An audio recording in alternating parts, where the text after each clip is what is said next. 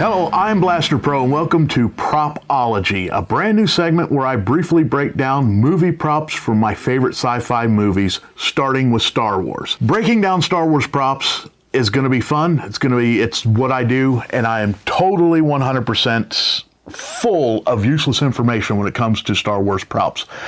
But before I do start, and since this is the very first episode of this series, I think I should actually do the whole first episode on this guy right here, the Revell Visible Engine kit.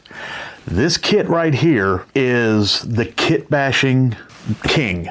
This kit right here is in all three of the original trilogy Star Wars movies and beyond. It shows up still today everywhere within Star Wars. This kit right here. This thing's been around since the 50s and it's still being made today. If you're making Star Wars costumes and props, this is still a go-to for many of those hard to find pieces or pieces you don't even know what they are. They're right inside this box. Since it's all over the place, I've decided that we're just going to do a quick overview of one costume. And in that costume, we're also going to include the props that went along with that costume, blasters and other things like that. And that particular costume is the Empire Strikes Back Rebel Hoth Trooper. We're going to break it down from the hat all the way down. When we get down through the costume, then we're going to break down the blasters and some of the other props that go along with that costume. All right, first up is the Rebel Hoth Trooper's hat. On the side of the hat, there is a comm, or comm link, or whatever you want to call it. That comm link has, at least, to my knowledge, 3 parts from the Revell engine kit. And those parts are the oil filter and 2 rocker arms on the front side and the back side. Moving down from the hat, let's do the backpack.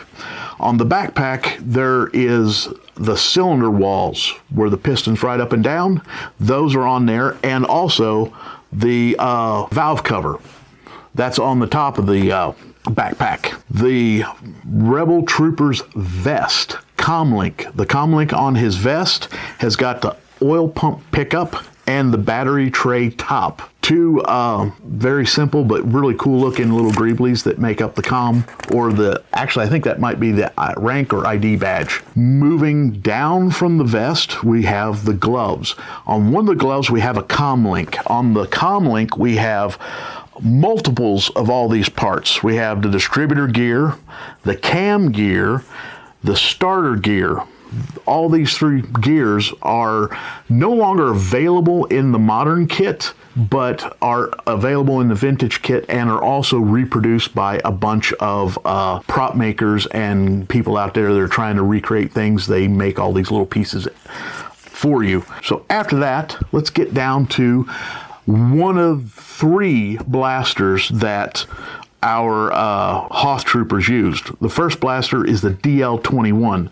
The DL-21 has 2 fuel pump actuating rods. It also has both halves, the front and the back half, of the fuel pump itself. Oil pump lower half is also on there. On the DH-17, we have piston halves.